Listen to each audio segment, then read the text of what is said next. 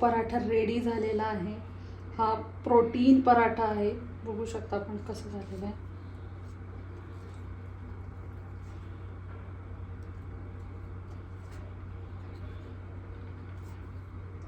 मध्ये पनीर आहे, फुल पनीर आहे. आपण घातलं होतं याच्यात पनीर, तिखट आणि पनीर घातलं होतं.